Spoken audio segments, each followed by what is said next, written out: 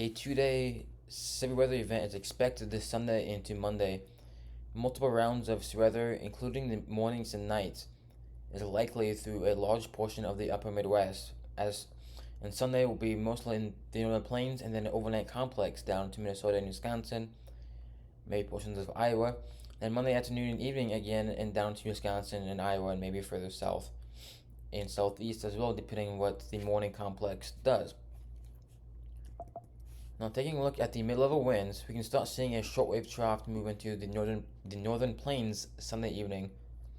And as we move into Sunday evening, late evening, into the overnight hours, we continue to see this shortwave trough to expand into the upper Midwest, and that will allow storms to initiate with greater forcing being in place. Now, as we move into Monday morning, we can start seeing this at the edge of the shortwave trough. We can see probably a complex that will move through Sunday night through Monday morning through multiple states. So this will be a bad chance to get a long-lived swaths of damaging winds to Monday morning. Now by Monday afternoon and into the evening time frame, the base of the stronger winds continues to expand and push further south into the warm sector. That will allow for redevelopment to happen Monday afternoon and evening, assuming there is enough clearing happening behind the morning complex of thunderstorms. But definitely a pretty favorable environment for kinematically, at least, with stronger winds in the mid levels, and I will show you the low level jet or the low level winds as well. So we push further. Taking a look at the low level winds as we move into Sunday evening and into the overnight hours, a pretty weak low level jet at this point. But as we move into Sunday evening, we can start seeing the low level jet will continue to rapidly increase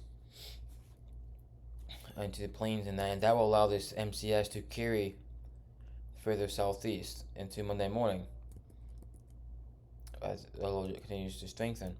Now we should start to see the low jet re-strengthen into Monday afternoon and evening time frame, down further south into Iowa.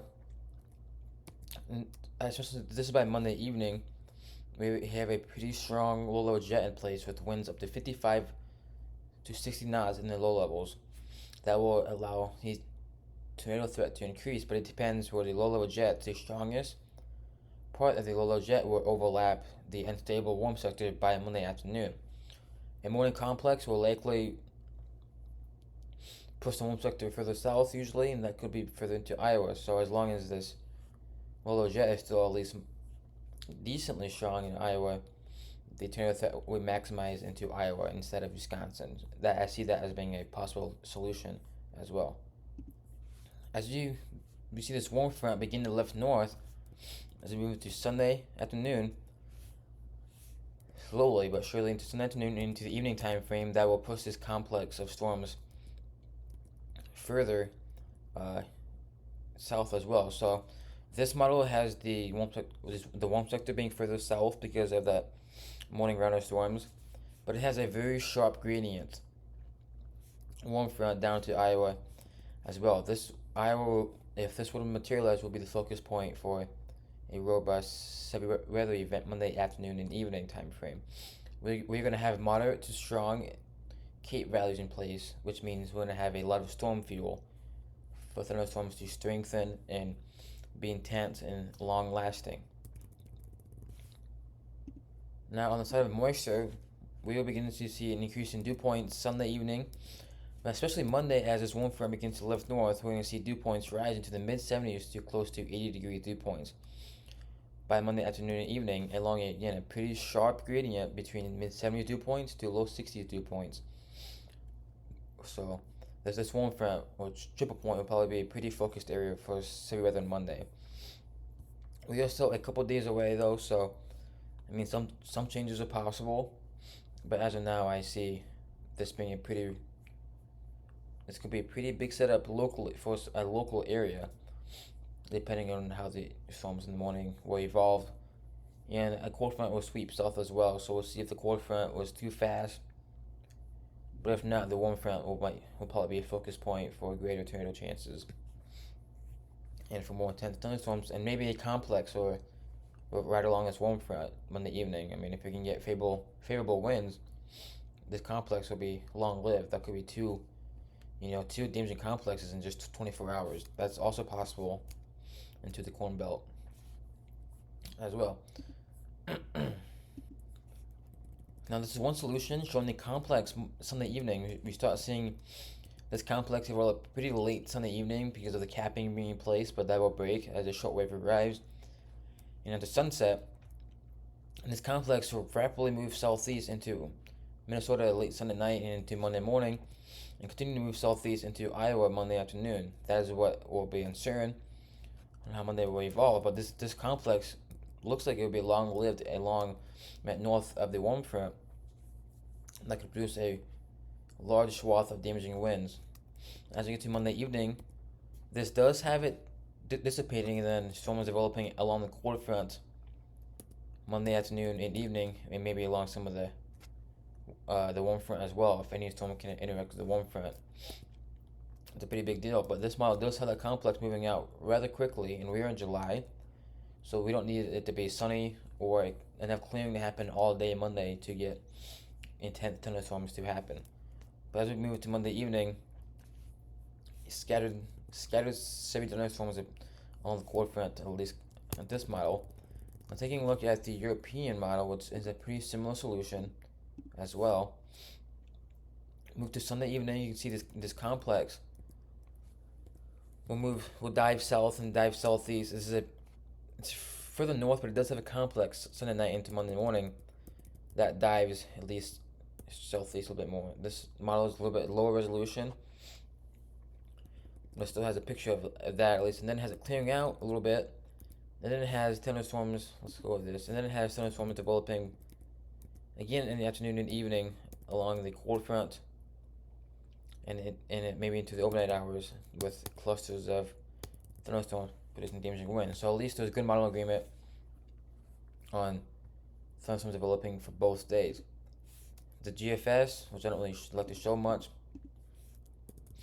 has the same thing, showing that morning complex, and then by the afternoon and evening, it has more severe thunderstorms developing more further south into the open warm sector. But this actually has more of it riding along a warm front appears.